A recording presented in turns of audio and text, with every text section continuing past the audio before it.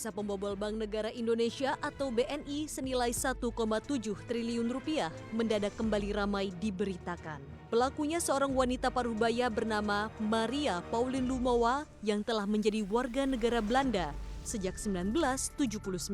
Pemerintah Indonesia pun sempat meminta kerajaan Belanda untuk mengekstradisi Maria, namun sayangnya ditolak. Maka status Maria di mata pemerintah Indonesia masih buron. Dia terus diburu, dia terus dicari. Masa pelariannya pun tidaklah singkat. 17 tahun adalah waktu yang mendebarkan bagi Maria yang terus melakukan pelarian. Selama buron itulah Maria sempat bolak-balik Singapura, Belanda. Kasus Maria bermula saat BNI mengucurkan pinjaman senilai 136 juta dolar Amerika Serikat dan 56 juta euro kepada PT Gramarindo Group pada Oktober 2002 hingga Juli 2003 silam. Bila dengan kurs waktu itu pinjamannya bernilai 1,7 triliun rupiah. Perusahaan milik Maria ini diduga mendapat bantuan dari orang dalam karena BNI tetap menyetujui jaminan letter of credit dari Dubai Bank Kenya, Rosbank Switzerland, Middle East Bank Kenya, dan The Wall Street Banking Corporation yang bukan merupakan bank korespondensi BNI.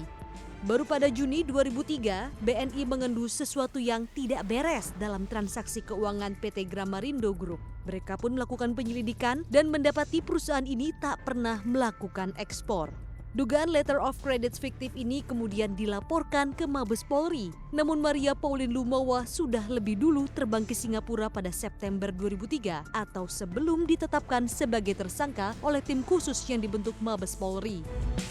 Pelarian Maria berakhir tatkala ia ditangkap NBC Interpol Serbia di Bandara Internasional Nikola Tesla, tepatnya pada 16 Juli 2019. Penangkapan Maria ini berdasarkan red notice yang diterbitkan Interpol pada 22 Desember 2003. Singkatnya, Maria berhasil diekstradisi ke Indonesia meskipun pemerintah Indonesia sejatinya tidak memiliki hubungan ekstradisi dengan Serbia. Beruntungnya Presiden Serbia Aleksandar Vučić mau membantu Indonesia dengan menahan Maria dan menuntut pertanggungjawaban perbuatannya. Maka pada Selasa 16 Juli 2019, pemerintah Serbia resmi menangkap dan menahan Maria.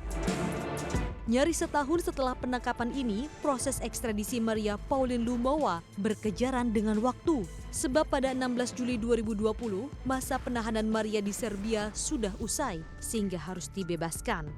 Di masa injury time inilah pemerintah Indonesia melakukan manuver dan jurus pamungkas untuk melakukan ekstradisi Maria Pauline Lumowa. Kalau lewat kira-kira seminggu dari sekarang kira-kira kemungkinan akan lolos lagi.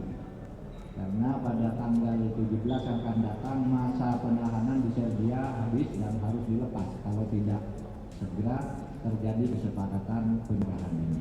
Sekali lagi saya mengucapkan terima kasih kepada pemerintah Serbia dan saya tadi sudah berbicara langsung dengan Maria Pauline Lumowa.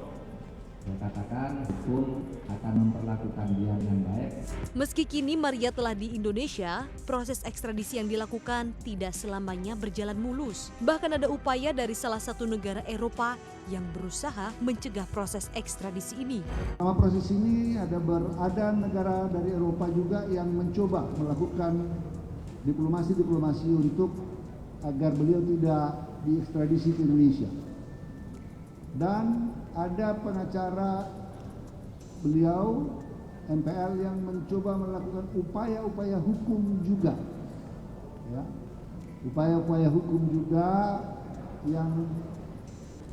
yang menurut kemarin saya sebelum berangkat berbicara dengan asisten Menteri Kehakiman di bandara, beliau mengatakan ada upaya-upaya ya semacam melakukan suap.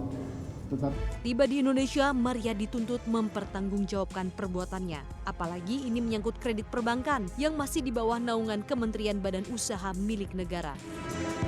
Staf khusus Menteri BUMN Arya Sinulinga berharap kerugian yang dialami oleh BNI sebesar 1,7 triliun rupiah bisa dikembalikan. Arya mengapresiasi langkah yang dilakukan Kementerian Hukum dan HAM yang telah melakukan ekstradisi.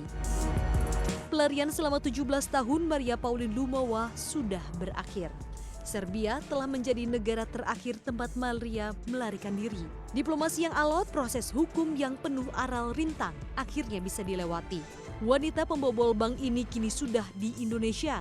Kini kita tunggu saja apakah 1,7 triliun rupiah akan kembali ke tangan BNI. Tim Liputan CNBC Indonesia.